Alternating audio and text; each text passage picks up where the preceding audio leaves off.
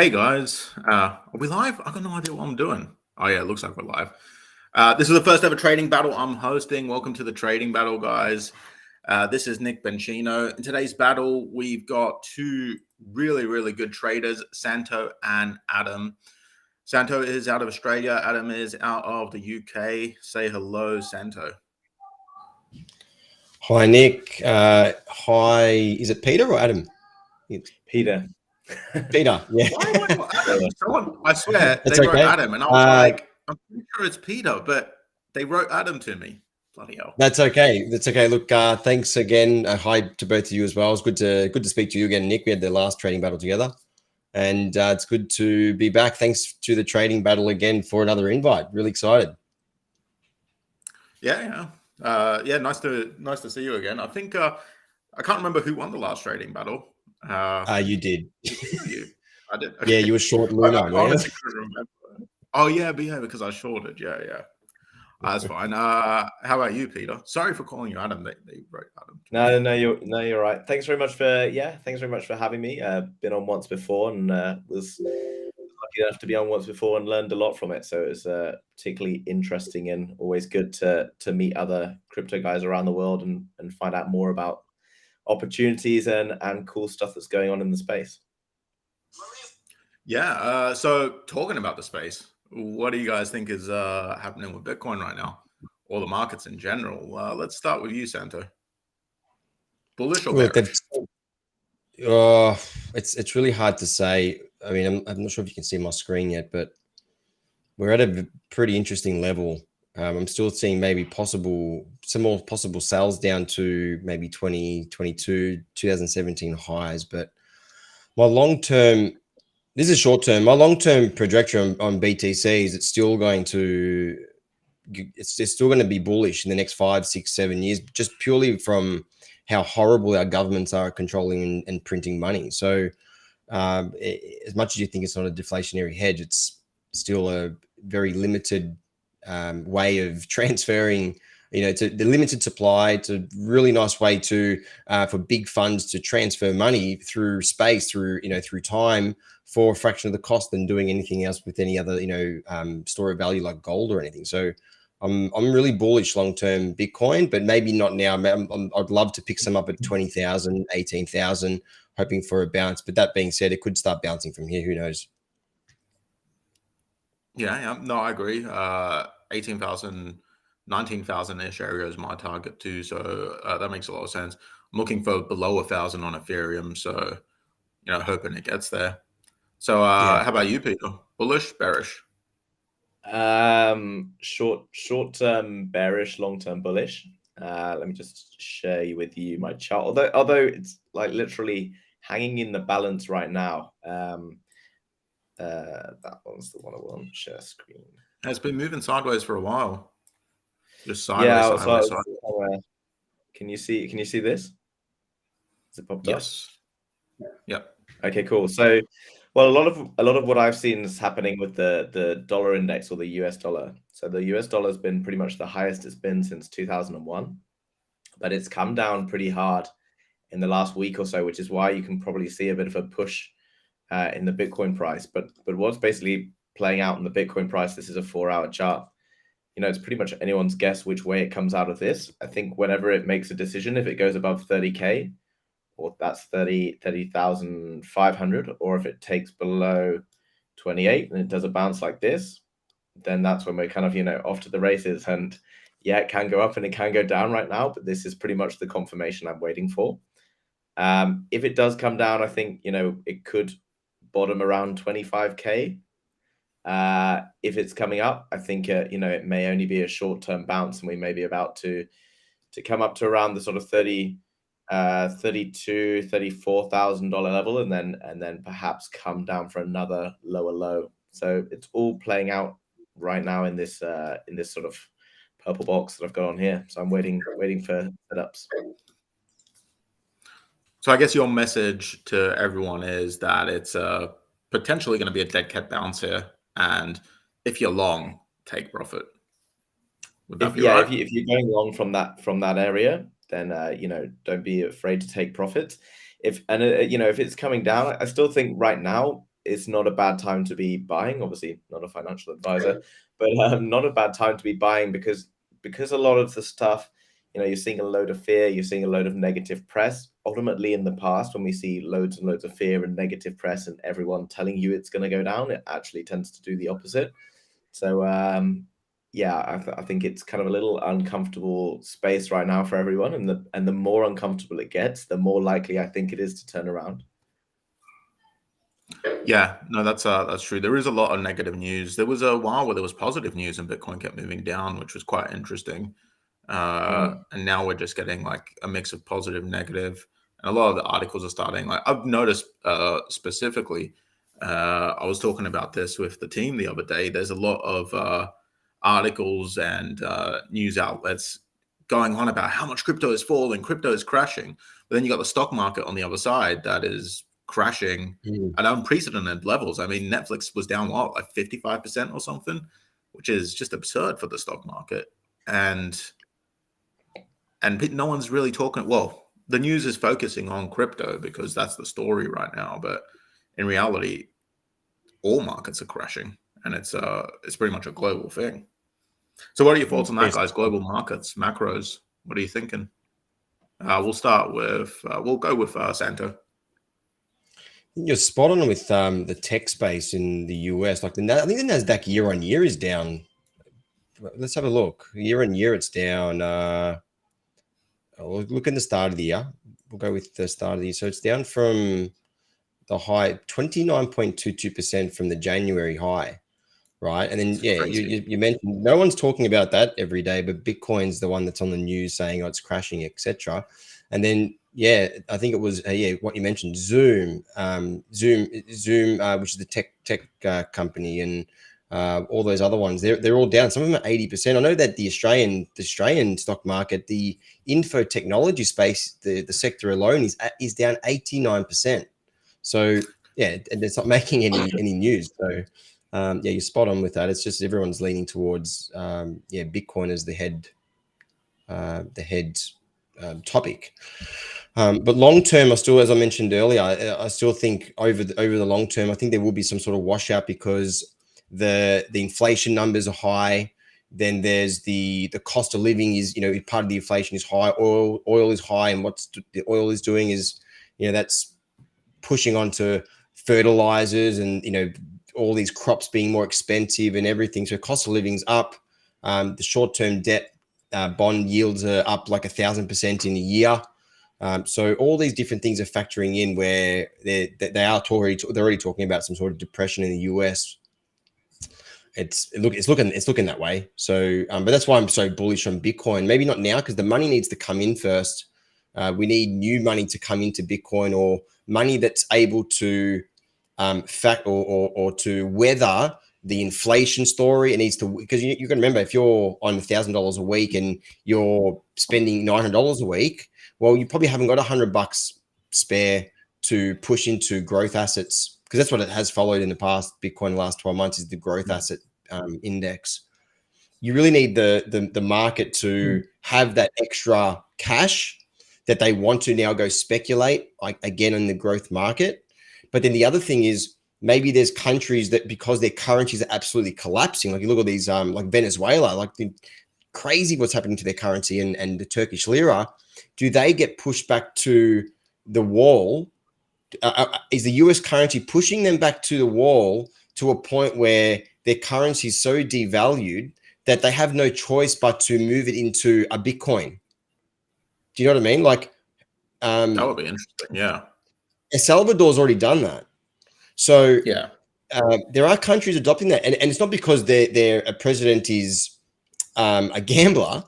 It's because they get to a point where their currency is worth so little compared to the US printing their way out of all the trouble that they have no choice. So they need to push it somewhere where their money can be stored. Their money, there's 100 million sats for every Bitcoin, so they can dilute their currency as much as they need to help their people. And then they haven't got that problem of losing to the ever growing cash printing of the US and just bullying them to the wall. So yeah, I'm super bullish Bitcoin over the next 10, 20 years. Yeah, same here. How about you, Peter?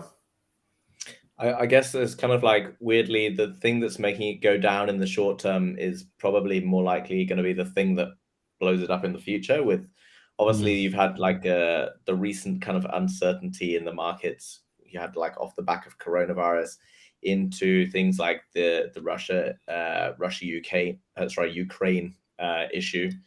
Obviously you can see that that's kind of had a big impact on certainty in world markets. You've also got like kind of the huge amount of inflation and stuff, as well as interest rates hiking up in the US, which was perhaps a little bit unexpected. So that's kind of adding to a lot of uncertainty, and you've got all the inflation. So a lot of the money doesn't really want to be stepping into kind of higher risk assets, such as tech stocks and things, but especially like the highest risk assets, pretty much, which is the cryptocurrency space. So that's putting people off a lot in the shorter term.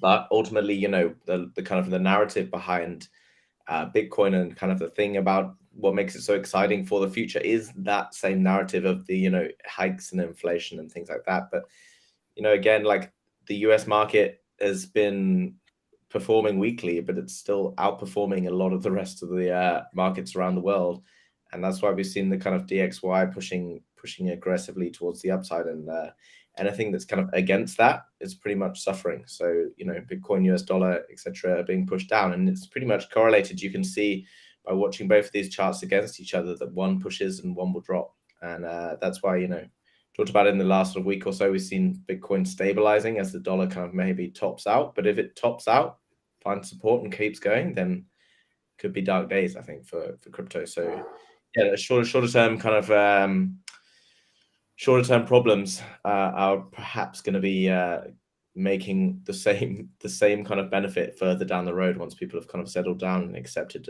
what's going on a bit more. Yeah, makes sense to me.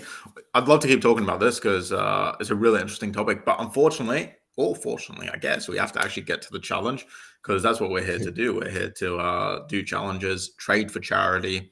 So we're going to go on to the first one, which is Bitcoin bull or bear. Basically, are you bullish? Are you bearish over the short term? Take a trade. Look, I'm not going to limit you guys to Bitcoin because that's a bit boring, isn't it? If we do just Bitcoin.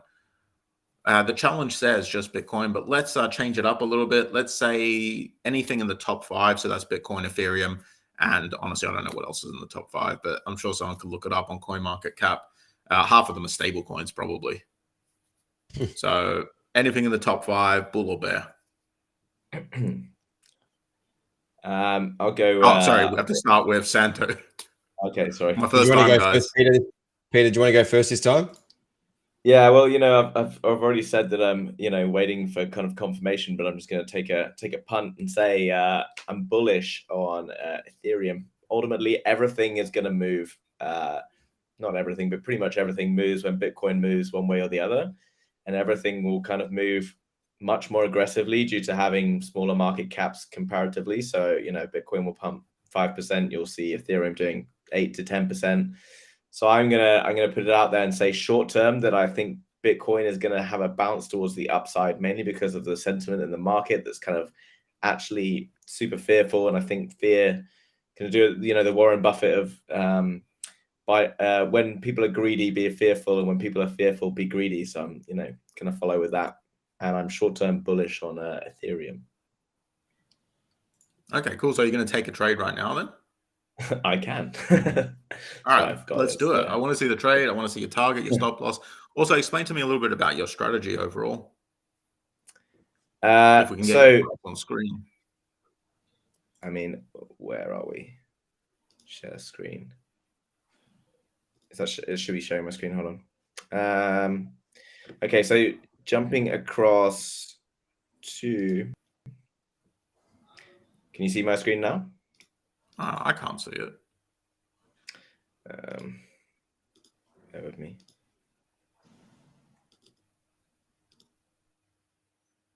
Okay, cool.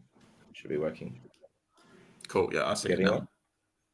Cool. So this is a 4-hour Ethereum chart, and pretty much the same as we've been looking at on Bitcoin, where we have the kind of lower ranges here and upper ranges. Ultimately, what I would normally do, as I've mentioned, would wait for the kind of the breakout And then I would look for kind of, if we're having a breakout towards the upside, a good solid retest and a push, like aggressive push like that. But obviously we don't really have the opportunity to do that right now. So I'm kind of perhaps being pushed to make a trade I wouldn't normally make right this second. But I think anywhere in here is a good buy zone for Ethereum. So coming down to around $1,900 with a stop loss. In fact, I can place it as a proper trade. Bear with me. But let's say we're taking our trade right here. My stop loss is going to sit under these areas here. Like, admittedly, we did have this wick down before, but if we do wick aggressively like that, then I don't really want to be in the trade anyway, because it could absolutely spill and shoot way down towards the downside. In terms of target prices, well, we want to look perhaps at what's going on kind of like a bigger side, because this is going to be a few days worth of trade. So excuse my old drawings.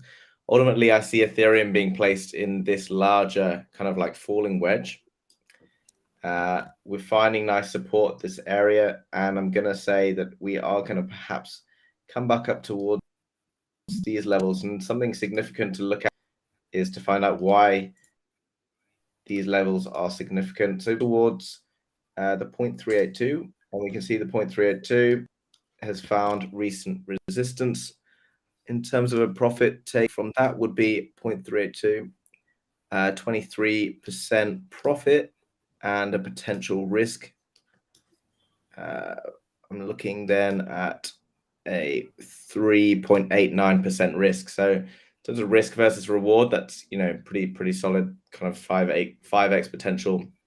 So in terms of kind of like the risk that I'd be taking right now on this trade, let's say 2% risk of account, so it's a $10,000 account, so 2% risk against the potential upside, which is what going to be a 10% upside.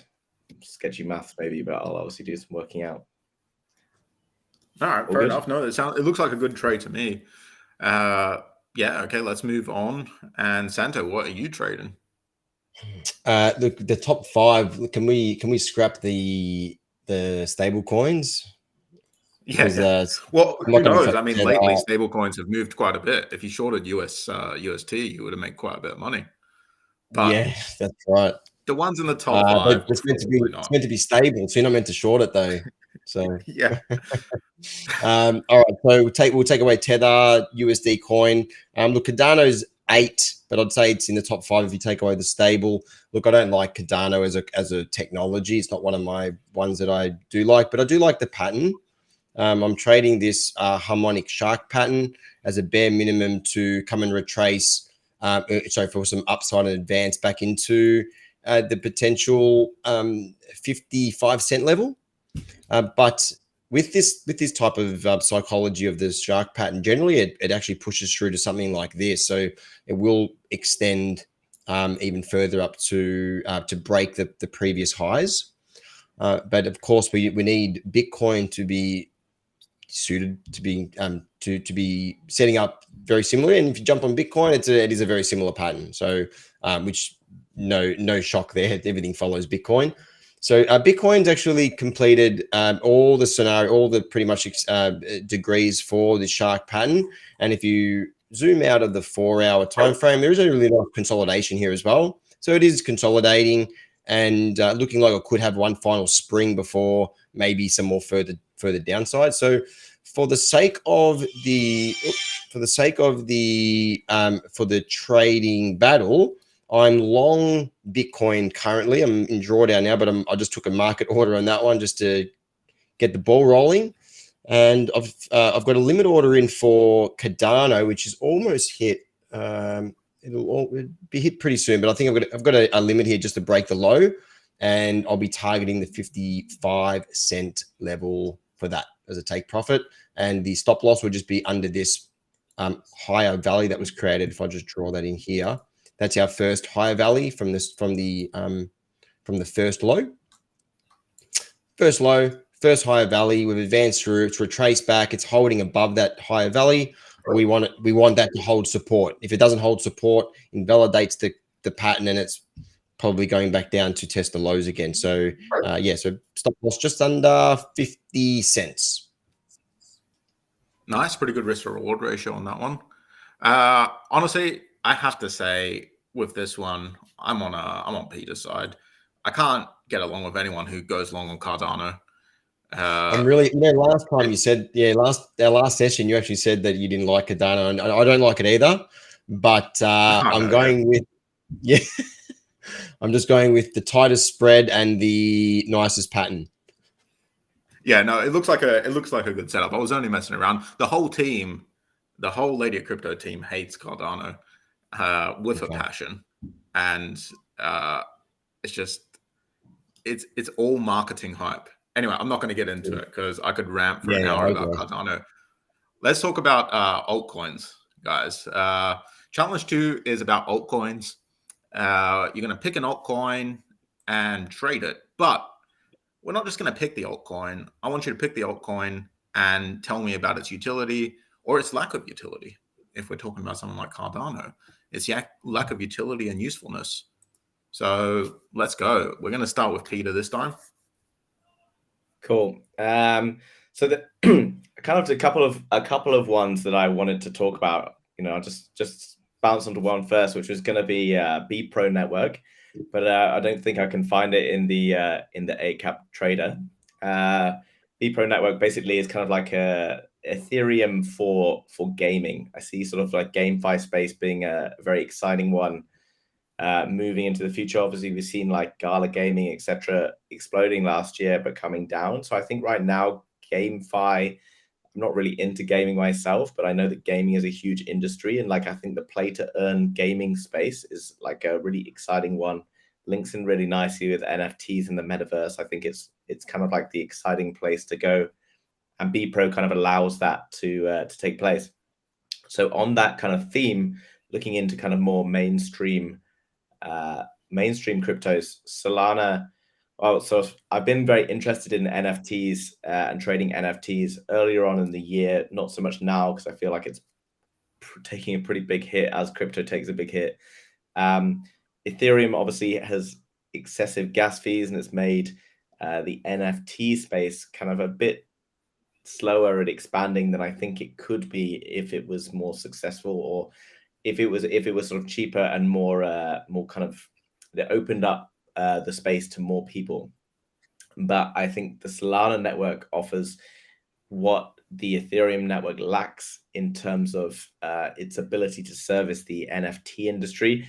Obviously, whether it's able to do that at like such scale is kind of yet to kind of be unearthed. But right now it appears to be kind of doing what Ethereum can do, but significantly faster, cheaper, and overall better, and everything kind of associated with Solana is what's very exciting. And also looking at the charts, I think that Solana right now is looking particularly exciting. So let me just share with you. Solana can do 65,000 transactions per second, apparently, which is way more than Ethereum's. I can't remember. I think off the top of my head, like 200 transactions per second. So it is a significant leap forward in technology.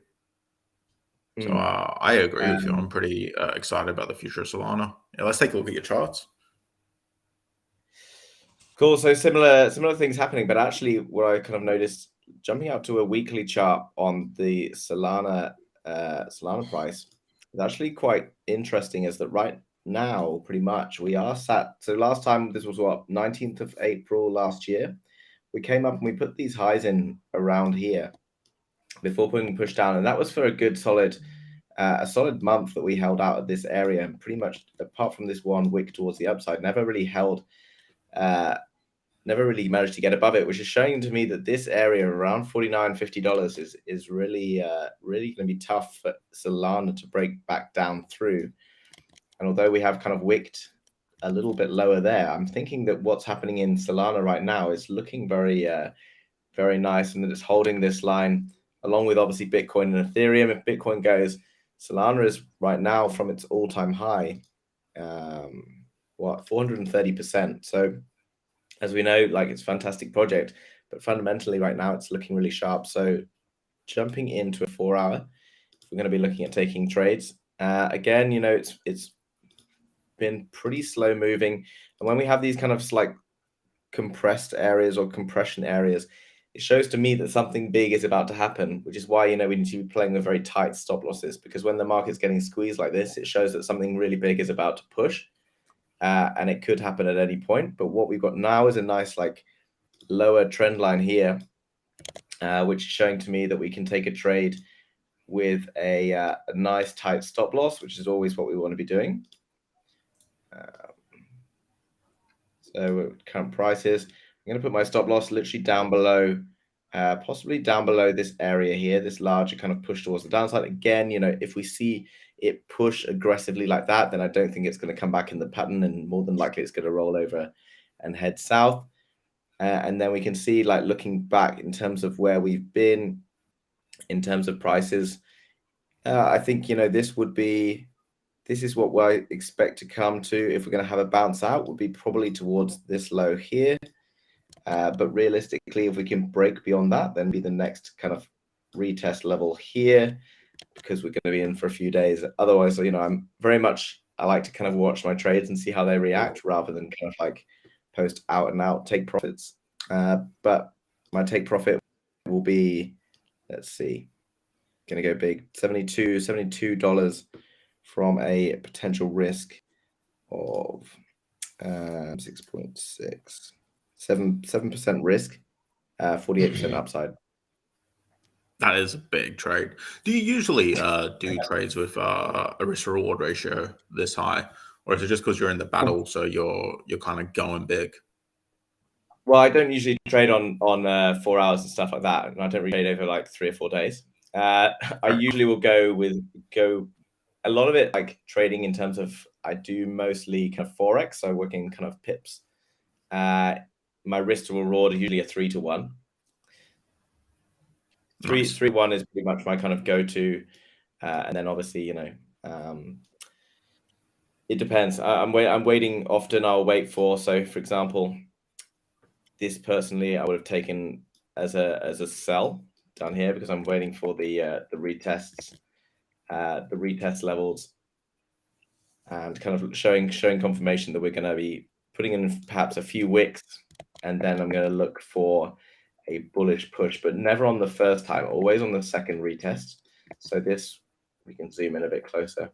So I would never take this trade as a sell here, but ultimately I would wait for it to come again. And once it's coming again, it's showing that this line to me is the one, then this is my sell trade here. Because as you can see here, like, we might have taken a sell on the first one, but when it came back and it carried on through. But ultimately, if you've taken your sell there, ultimately you might have ended up being stopped out. So I wait for my second retest, and sometimes it never comes. If it never comes, then it's fine, you know, because you haven't lost.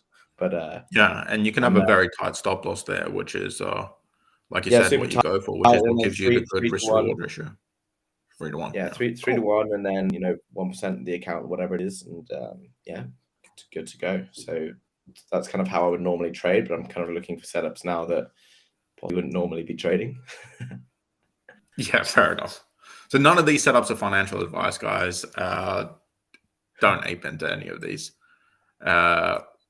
because they are very much challenge trades. And talking about challenge trades, let's move over to Santo. What is your trade? What's your altcoin? Yeah, my altcoin, I don't know if I'll be trading this one yet, but I brought this one here up every single session, and it's I feel like a salesman for it. I said to you guys before we started, but it's Hedera, and I actually got some comparisons here on different coins, which I did back in the 21st of May. It's a year ago, actually, as of last week. Very exciting table that we put through together. And look, each coin is here: Hedera, Bitcoin, Ethereum, XRP, Cardano, and Dogecoin, Algorand, and Visa.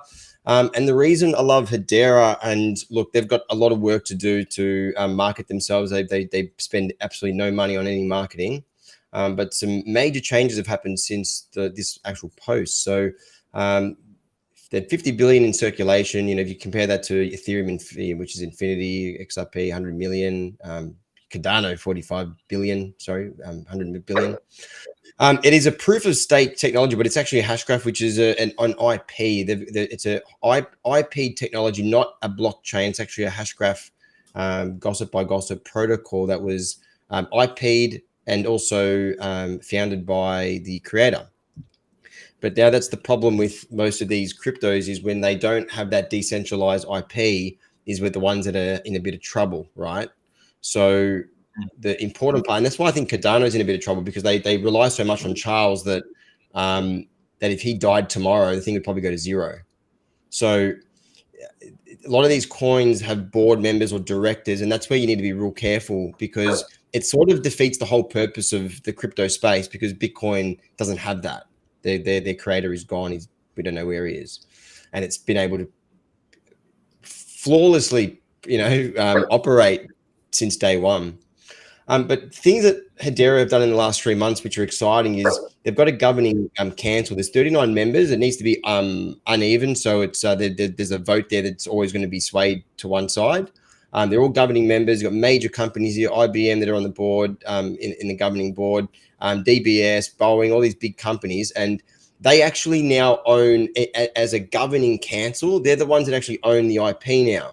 So the creator and the director of the company have actually left Hedera. They're no longer there, and they want this to now operate. They're actually at a company called Swirl Labs, which is purely there to market this technology. And the other thing they did was they went completely open source as well. So completely open source, governing members, which they're including one every month or two until they hit their 39. There's a little rumor that maybe there will be some sort of SpaceX or really exciting deal with Elon, because he has tweeted the H, and they've actually already said that they can run a node for this in space, because the power consumption of this is 0.00001 kilowatt for every transaction. The other awesome thing is you can build DApps on there, NFTs. I mean, this is the NFT.com website. It was founded by this guy, Jordan, who was actually a member of Hedera. He's actually the CEO of this company here, which is, again, you can see Hedera right there. So, NFTs under $1 you can mint. I've bought a few NFTs from this space, and under $1 to mint an NFT. It's so cheap. And then the next thing is just the growth of the accounts. In 1 year, it took 3 years or 4 years for them to get 274,000 active accounts. And we look at that today, and they're at 887,000 accounts. They've done 2.3 billion transactions to date. And yeah, I think it's a really undervalued coin. Yeah, no, I actually, I'm a big fan of Hedera, and I see its transactions per second listed here, which is nice to see, because it pretty much smashes a lot of the others on this list, like Visa. And I was saying earlier that Solana has 65,000 transactions per second, but there's a certain point where, do you really need more than 10,000? Like Visa has gotten by with 1,700 for decades. Do we really need more than Visa? 10,000 seems like plenty. 65,000 seems like plenty. And Ethereum 2.0 is going to take Ethereum to 100,000 transactions per second. But again, is there ever going to be 100,000 people doing a transaction on Ethereum that very second that needed to clear that very second? It's too much at some point, isn't it? Are you taking a trade on Hedera there? If I've got a limit order in, it hasn't hit yet, but I might take it. It's looking like, if you look at the daily chart, if you zoom out, it's bottomed back out above its 2020 high, and it's sprung back off that and is consolidated. So it could drop a little bit more, but you look at this risk to reward now, okay, it's at 10 cents or 9 cents or 8 cents US. It can go to zero from here, which we already know, it's possible from Luna, but just with what they have in the pipeline, I just see the risk to reward here, just where it is right now to what they could do, what the people that they're partnering up with. They're not even finished with the governing members. They've got the technology there. The technology is definitely there. It's their testnet 2 weeks ago. I've seen it physically, 9,000 transactions a second. I've seen it. Their live mainnet is already operating. So I think it's just a really low risk trade to hold for a long term. Yeah, no. You actually got me onto it because you were talking about it last time when we did the battle. So I started looking into it then, and I really do like it. It's a great altcoin. So yeah, looks like. So where was your entry actually? Can I? I bought down here, 2020 October. I password back in 24th of December was the big, like that's when I really started to research them. The day before Christmas, laying in bed at 2 a.m. And of course the crypto market's open. So let's go trade some crypto at 2 a.m.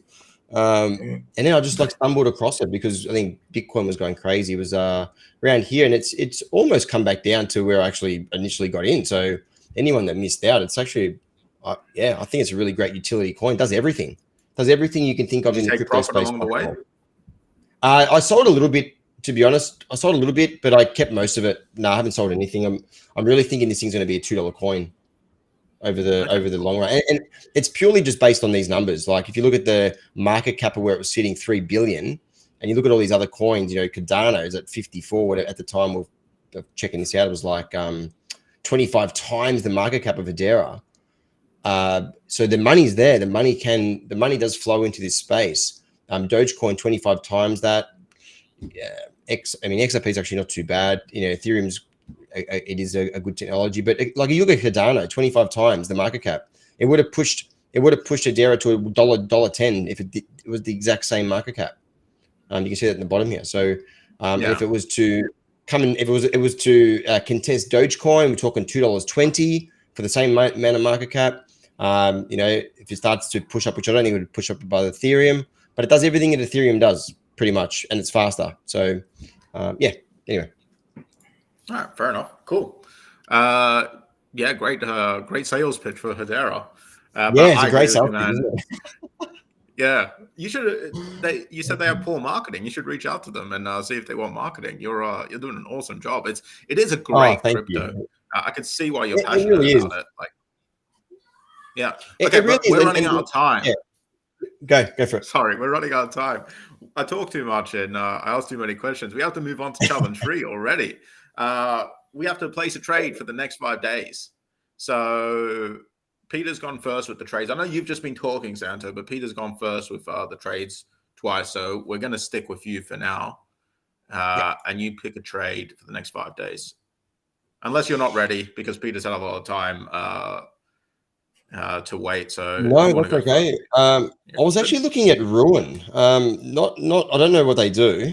It's purely just based on the chart. I'm just having a look if we can trade that one today, but let me have a look if we can trade it. I'm not sure if it's listed. Oh, it is here. So I might look at this one to trade Ruin, because if you look at this chart, you get this really nice A, B, C, D, E consolidation over the long term. If you jumped on a weekly, it looks like it might bounce off this low here. So I'm just looking for a very short term bounce off. This again, it's very similar pattern to Bitcoin.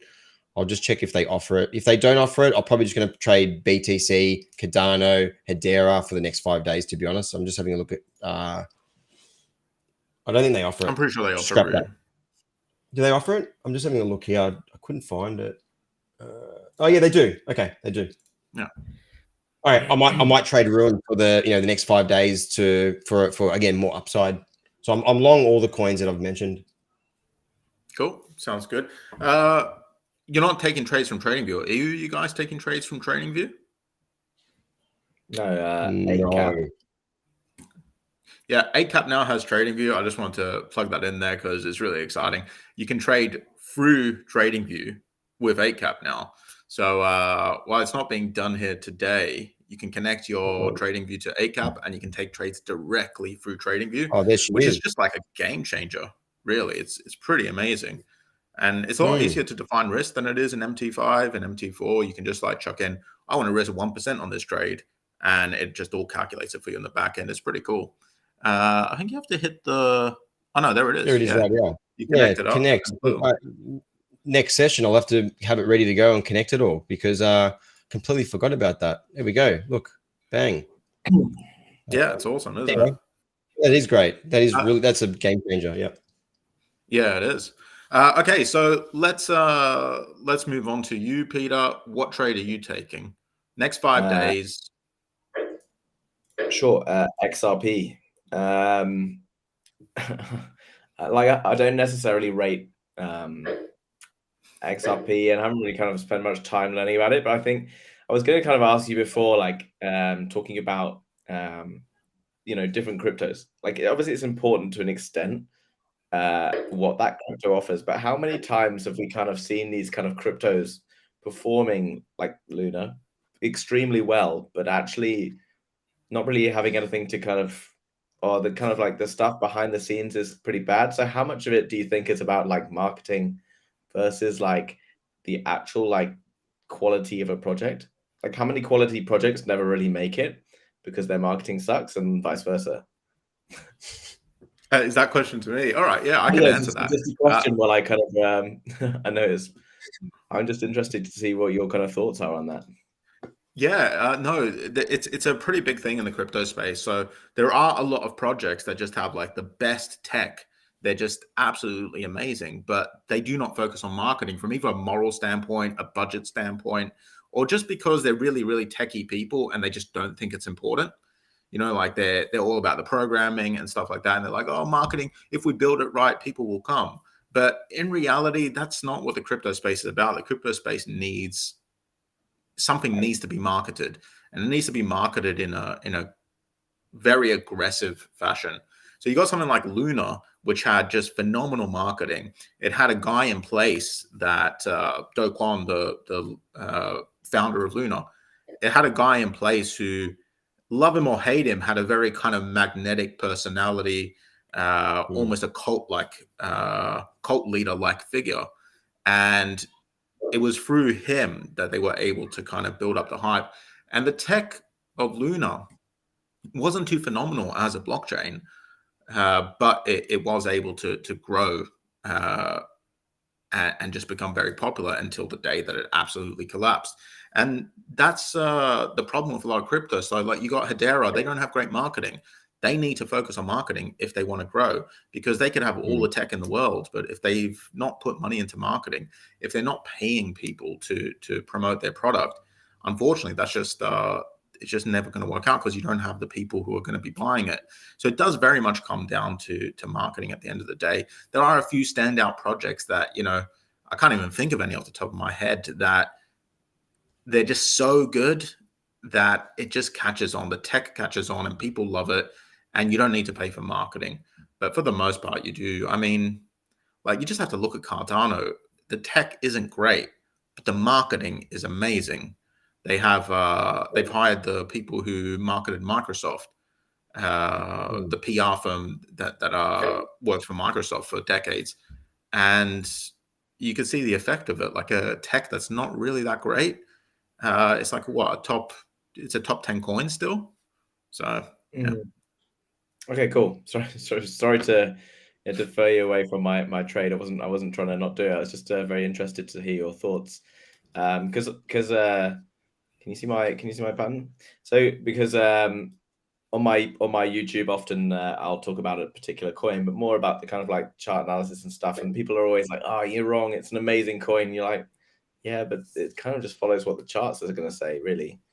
Like I kind of get to a point where I just see what other people's thoughts are on it. So you can see my chart.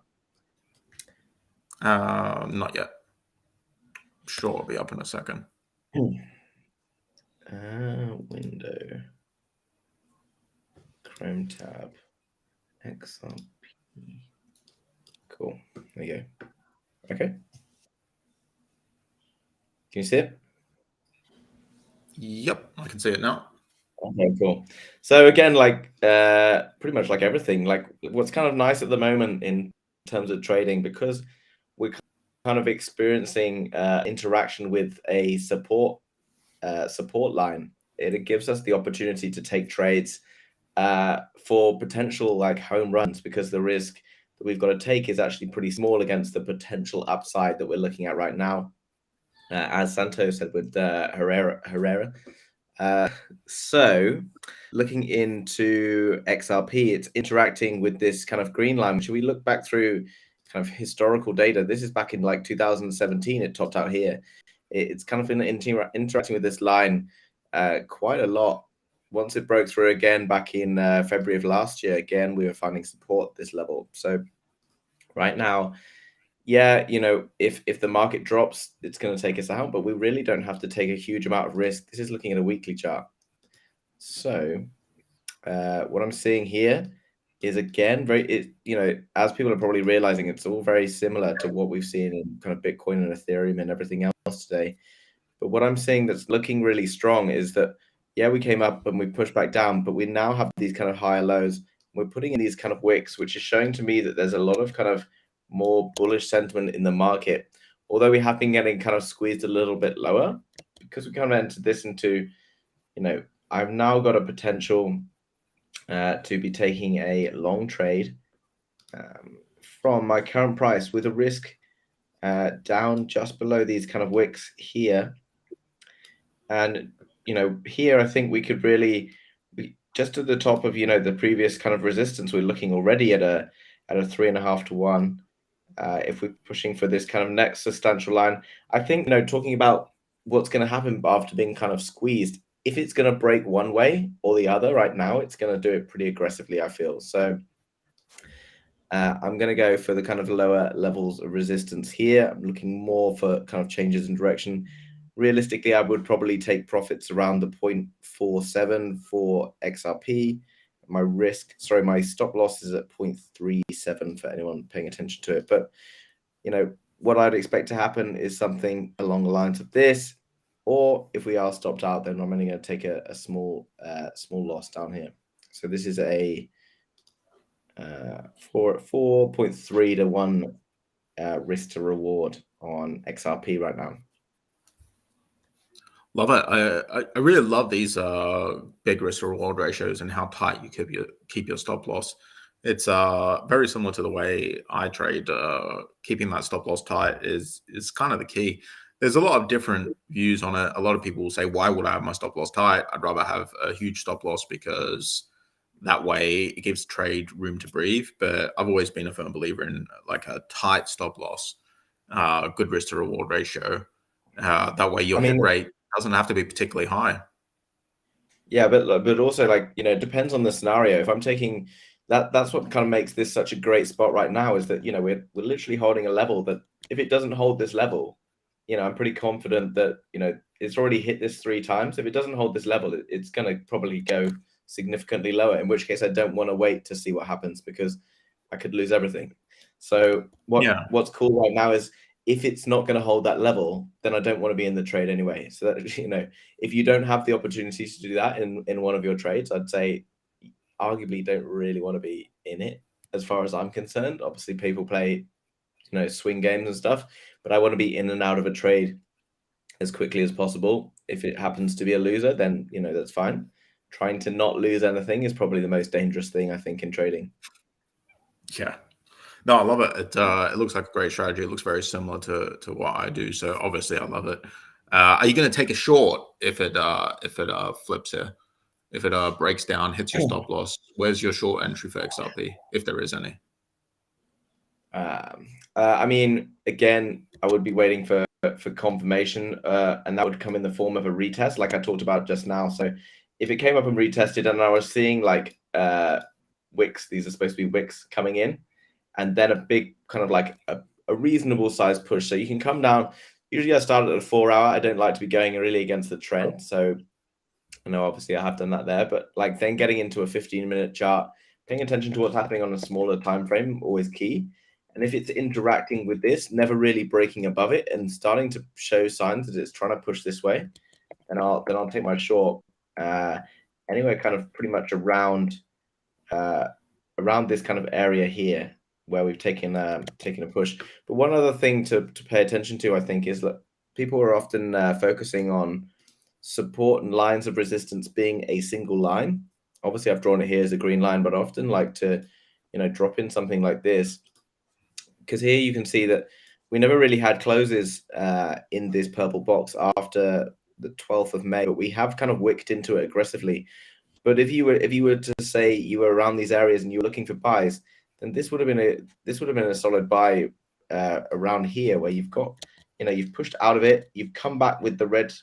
Let's see if I can zoom in a little bit. It's a really solid looking buy here, where you've pushed in. You know that this line has been previously a good sign of support.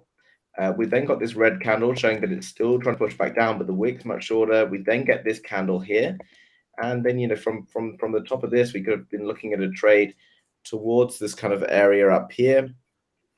Previous lines of resistance here. That's like a 6.6% trade there.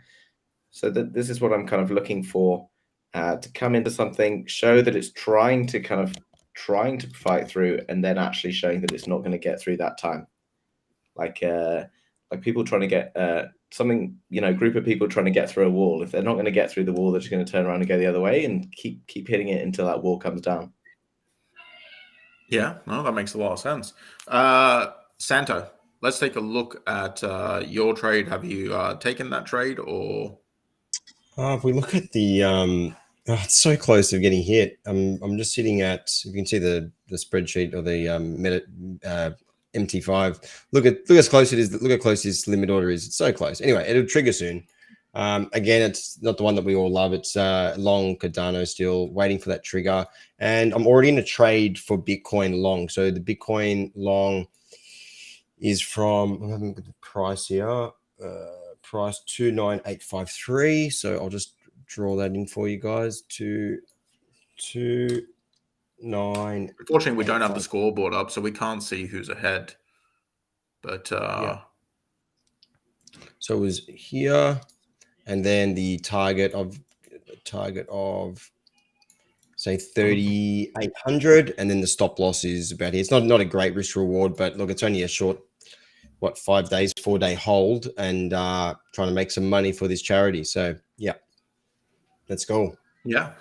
Speaking of charities, what's your charity, Santo? Yeah, look, every time I've been invited on here, I've donated to, or chosen children with cancer, and I just want to firstly thank 8cap and the Trading Battle, because I got in touch with them last week. A friend of mine who I worked with for was an apprentice with for many years, found out that his brother found out that their 5-month-old daughter was diagnosed with brain cancer. I'm just bringing that in front of you now. Can you see that in front of you there? Not yet. Screen.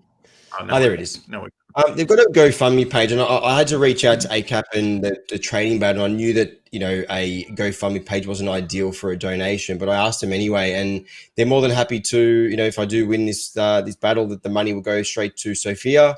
It's such a sad story. Rocked us. I've got kids at home. I'm not sure if you guys have kids, but it's like the worst news you could ever think of. That reaches the front door. So.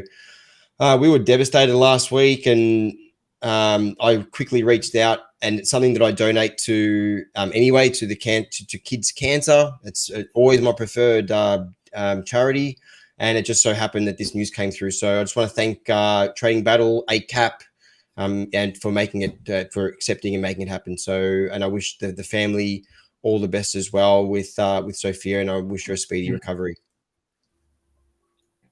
Yeah, that's a fantastic charity. I said to you before when you shared the news with me that I'll be donating. So me and the Lady of Crypto team will be donating to that GoFundMe. I think it's really important. And yeah, kids with cancer is just one of the most horrible things, especially. Did you say 5 months old? I think she's 5 months. I'm having a look now. 5 months old. 2-year-old brother, 5 month old. Yeah, they found it last week. 4th of May, they found out. Oh, what's that? 20 days ago. So just horrible. Yeah, I'll definitely be donating. I encourage people, if you have some spare money. It does look like a very good cause. Now, your charity, Peter. So I've chosen the Help for Heroes, which is a British sort of military charity. So before I was in the British Army for seven years, and I worked with quite a lot of guys who'd kind of previously suffered from, you know, not only physical but kind of mental injuries from operations overseas, particularly kind of often young guys who maybe had signed up and were not necessarily sure what they were kind of signing up for. Was fortunate enough to visit the Help for Heroes headquarters, which was close to where I was based. And they do a lot of great work for rehabilitation, not just kind of like physical rehabilitation from physical injuries, but getting guys who've maybe sustained kind of mental injuries, etc., and getting them kind of ready to re-enter the working world. Obviously, having sustained some pretty horrific injuries in sometimes. So I think obviously off the back of like the kind of the war ending, or the kind of operations ending, a previously very well-funded charity is probably not as quite well-funded as it was, but obviously was still the requirement to deliver the kind of fantastic service they do. So this is why I've chosen the Help for Heroes. Great, another great cause. Mental health is becoming I think it's Mental Health Month, isn't it? This month, Mental Health Awareness Month, and I've seen a lot of hurt. I know obviously military is a lot more serious, but even for traders, I've seen a lot of hurt with the recent lunar collapse in the crypto space. There's been suicides and stuff like that, and I feel like mental health isn't taken very seriously still these days. It's always people, yeah, they don't take it seriously. So I think that's another great charity. So whoever wins, the money is going to be going to charity. Let's take a final look at the trades. We've got about 3 minutes. Let's take a final look at the trades, see how they're going, and then we'll wrap this thing up. Let's start with Peter. So we want to know what my stats are. Yeah, because we don't have a scoreboard, so I just want to kind of see like well, where we're so at. I accidentally entered 2 Ethereum trades, but that's fine because one's up $83, one's up 51, and my Solana trade is up $4 right now. 83, 51, $4. Okay. Things can change very fast, obviously, but yeah, of course. Once it gets to maybe around, I mean, if this was my actual money, to around 50% in profit, I would move to my stop loss to break even. It's always basically about not losing. So, you know, that's kind of right. Or reducing your losses. Reducing your losses, exactly. Santo, what are your stats right now since we don't have a scoreboard? Let's bring up the MT5. I'm in drawdown on both trades. So Cardano's down about 170. It just entered. I think it's just more. That's just more the entry price. But anyway, slow drawdown 175 and drawdown on BTC. And there's 2 limit orders in for BTC and Ruin. The BTC one, I'll just bring that up to here. If it drops to low again, it's going to enter another buy. So hopefully can double into that one. But yeah, so 2 drawdowns right now, but yeah, so here we go. All right, cool. So it looks like Peter is ahead right now, but things can change really fast. It's still early days. We've got 5 days for these trades to keep going. The participants, Peter and Santo, can close the trades out at any time in the next 5 days. So we'll see in 5 days. It'll be announced on the Trading Battle social media who has won, where that charity money is going to, either to the GoFundMe or the Army Veterans Charity, which, sorry, I can't remember the name of the charity, but we'll see on the social media where that money is going. So it's also going to be posted on the Trading Battle website, I'm seeing. So check out the website, check out the social media. Guys, if you guys want to share your social media, we'll go with Santo first. Where can people reach out to you? I'm only on Twitter. I don't have any other social media. So on Twitter, under 2 profiles, a personal one, which is Surachefx, Surchefx. And then I've got the Traders Mission Twitter as well. And I was posting quite actively on Traders Mission, just trading live and just talking about crypto and stocks on YouTube. It's something that I haven't streamed live in about a month now or 2 months, but it's something that I will get back into doing in the near future. So they're pretty much the only 2 avenues I have. Yeah. Okay, cool. Peter, your socials? Yeah, so YouTube, the House of Crypto is where I try as best as I can to kind of make a daily update, usually sort of Ethereum, Bitcoin, but a bit of sometimes introducing new cryptos and things like that. Obviously the markets are a bit quieter at the moment, so YouTube is a little bit quieter at the moment as well. But hopefully things are going to turn around soon and see some more excitement return to crypto again, which is hopefully on the cards. Yeah, hopefully. I mean, I do think we are going to see a dead cat bounce. Both of you guys were taking longs, which just makes sense to me. I mean, longing from support is just the way to do it. So I do think we're going to see a bounce. It's anyone's guess whether it's going to continue up to 50K. I think most people think it is a dead cat bounce, and we're going to go lower from here. But yeah, the markets are probably going to get a little exciting when the dead cat bounce happens, because as always, people are like, "Is it going back to all-time highs? Let's jump in." And then those dreams are crushed when it turns back around. But maybe it doesn't. Maybe we're all wrong, and maybe it goes to all-time highs. That's the thing with crypto. You can always be surprised. The macro doesn't look good, but you can still do it because crypto is just, I was about to swear there. It's just crazy. So anyway, guys, that's all we have for the trading battle today. Thank you guys for watching. And like I said, winner will be announced on the socials. Follow these guys, and thank you for attending. See you guys later. Thanks, Nick. Thanks, Peter.